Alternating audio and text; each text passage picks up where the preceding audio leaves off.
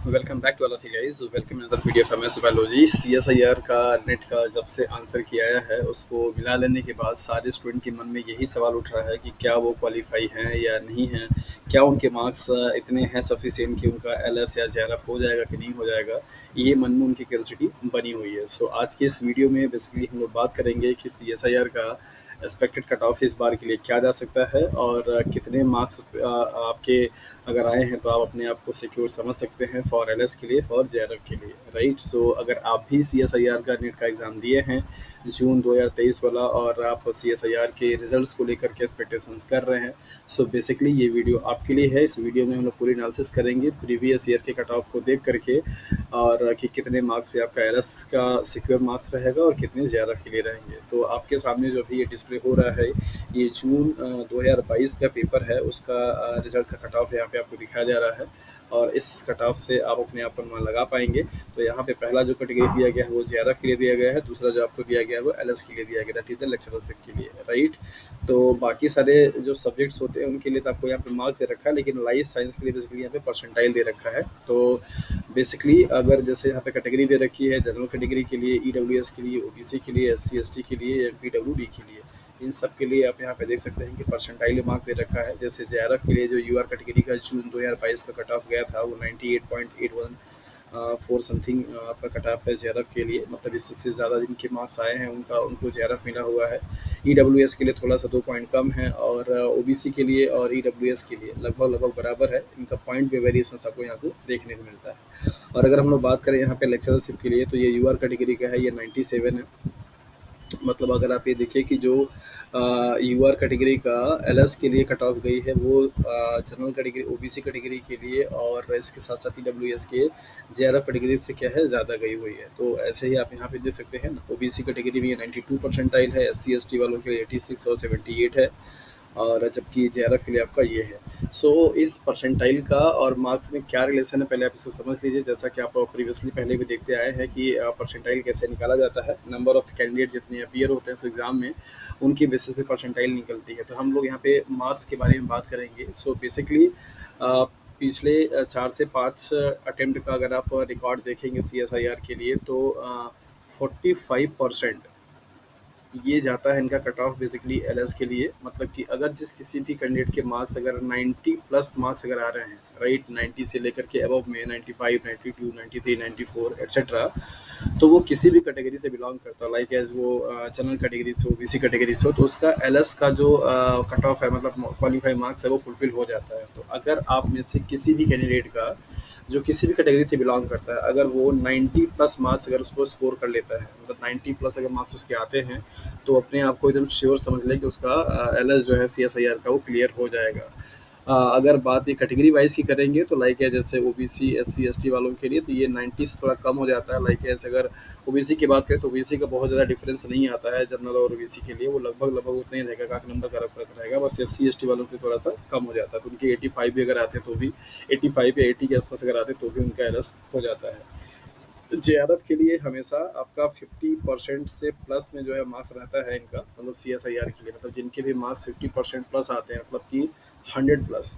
अब वो 100 प्लस का मतलब ये हुआ कि आपका 110 भी हो सकता है, 105, 108, 110 कुछ भी हो सकता है, राइट। तो जिन किसी के भी मार्क्स अभी आंसर की से मैच कराने के बाद 100 मार्क्स से ज़्यादा अगर आ रहा होगा तो वो अपने आप को सीएसआईआर जेआरएफ के लिए देख सकते हैं कि उनका सीएसआईआर जेआरएफ होने के चांसेस बन जाते हैं।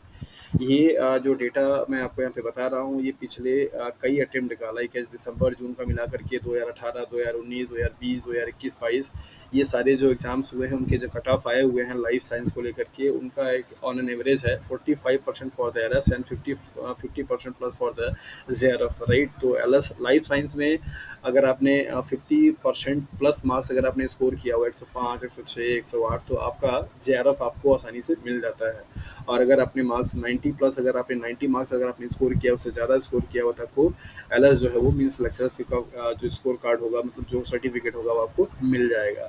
सो गाइस, अगर आपने अपना आंसर की से मैच करा लिया है अपने रिस्पॉन्स शीट को और आपने अपना नेगेटिव मार्किंग को कैलकुलेट करके नंबर आपने फाइनली अगर जनरेट कर लिया है कि आके कितने नंबर आ रहे हैं, तो आप अपने इस डेटा के हिसाब से अपने आप को देख सकते हैं कि आपका एलएस हो रहा है या जेआरएफ हो रहा है।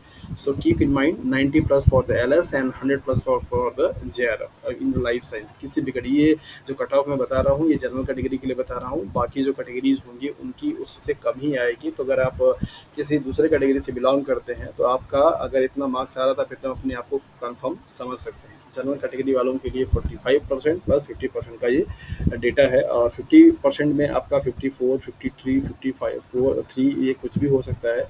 आप अगर इतने मार्क्स अगर स्कोर करते हैं तो आप आसानी से आपका जेआरएफ जो है वो हो जाएगा।